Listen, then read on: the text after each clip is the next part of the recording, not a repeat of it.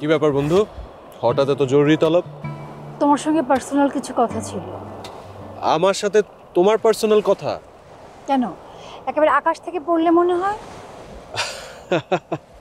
না, আমার মতো একটা টোটো কোম্পানির ম্যানেজারের সাথে তোমার মতো একটা স্মার্ট ইয়াং একটা সুন্দরী মেয়ে পার্সোনাল কথা বলবে?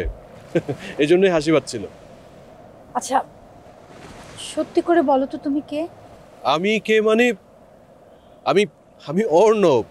কেন, বিশ্বাস হচ্ছে না? তার আগে তুমি বলো, বন্ধু হিসেবে আমি তোমার কাছে কোনো দাবি রাখতে পারি কিনা? হ্যাঁ, অবশ্যই করতে পারো। কেন পারবে না, বলো। আমি যে দাবি করি না কেন, তুমি রাখবে? রেস্ট এনশিওরড। তুমি কিন্তু আমাকে কথা দিলে বন্ধু। কথা দিয়ে কথা রাখা কিন্তু সবারই কর্তব্য। আচ্ছা বাবা, আগে তোমার দাবিটা তো শুনি, বলো। আনিকাকে নিয়ে যা ঘটেছে তার মধ্যে তুমি আমাকে জড়াবে না। আনিকাকে নিয়ে যা ঘটেছে মানে? বুঝলাম না। বন্ধু, জেনেও না জানার ভান করো না। আমি জেনে গেছি তুমি কে। তোমার আসল নাম শিশির, তুমি পুলিশের লোক। কি? তোমাকে কেউ ভুল ইনফরমেশন দিয়েছে, বুঝছো? চালাকি করো না শিশির। আমি যখন নিজেই তোমার কাছে আত্মসমর্পণ করেছি, তখন আমার কাছে তোমার পরিচয় লুকিয়ে কী লাভ বলো? তোমার কথা শুনে এখন আমার সত্যি সত্যি হাসি পাচ্ছে। কারো কষ্টের কথা শুনে এভাবে হাসিটা ঠিক না। তোমার ধারণা আমি খুব খারাপ একটা মেয়ে, আসলে কিন্তু তা নয়।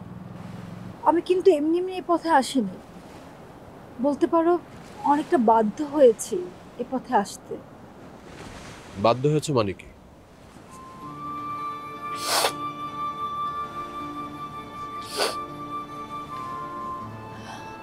আমার মার ব্লাড ক্যান্সার।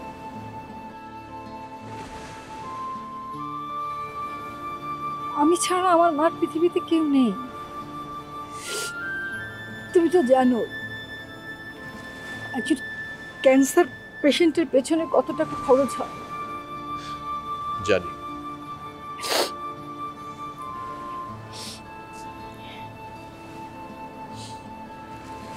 ছোট একটা চাকরি টিউশনি করে কত টাকা পাওয়া যায় তুমি বলো? এই কটা টাকায় নিজে কি করে চলবো, মাকে কি করে চালাবো? আমি না একেবারে চোখে অন্ধকার দেখছিলাম। এদিকে মার শরীর দিন দিন খারাপ করছিল। মা ছাড়া তো আমার পৃথিবীতে কেউ নেই। ভাবলাম যে মার কিছু হয়ে গেলে আমি কি করে বাঁচবো। তাই মনে করলাম যে যে করেই হোক না কেন আমাকে ভালো একটা চাকরি জোগাড় করতেই হবে। কিন্তু কোনোভাবেই তুমি একটা চাকরি জোগাড় করতে পারোনি, তাই তো? আর সেই কারণে তুমি অন্ধকার জগতে পা বাড়ালে, এই তো? ঠিকই ধরেছো। হুম। আচ্ছা, তোমার বসের নাম কি?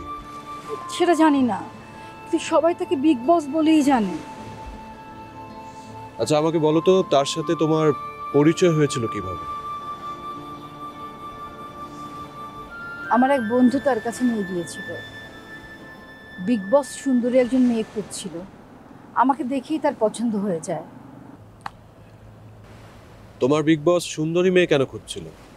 আর কি কারণ আছে জানি না, তবে বিগ বস চাইছিলেন যে আমি যেভাবেই হোক না কেন সাইলের সঙ্গে প্রেম করব এবং সাইলকে এমনভাবে কনভিন্স করব যাতে ওর ওয়াইফকে এই পৃথিবী থেকে সরিয়ে দিতে উৎসাহিত করি। আচ্ছা আমাকে একটা কথা বলো তো, তোমার বিগ বসের আনিকার প্রতি কি কোনো ক্ষোভ ছিল? সেটা আমি জানি না, একবার জানতে চেয়েছিলাম কিন্তু সে বলেনি। হুম। আচ্ছা তুমি যে তোমার বসের ফাঁদে পা দিলে, কিসের লোভ? বিগ বস আমার মায়ের চিকিৎসার ভার নিয়েছিলেন আর আমার ভবিষ্যতের জন্য মোটা অঙ্কের একটা টাকা দিয়েছিল আর বলেছিল সাকসেসফুলি যদি কাজটা করতে পারি তাহলে আরো অনেক টাকা দেবে। আর তুমি সে লোভ সামলাতে পারলে না, তাই তো? টাকার কাছে নিজেকে এভাবে বিক্রি করে দিলে। অ্যাটলিস্ট তোমার ভবিষ্যৎ নিয়ে ভাবা উচিত ছিল, শেষ পরিণতি নিয়ে তোমার ভাবা উচিত ছিল বন্ধু। ভেবেছি শিশির, আমি যে খেলায় নেমেছি সেটা মরণ খেলা, কিন্তু এছাড়া তো আমার আর কোনো পথ ছিল না। বিনা চিকিৎসায় আমার মা মারা যাবে, এটা আমি মানতে পারি না।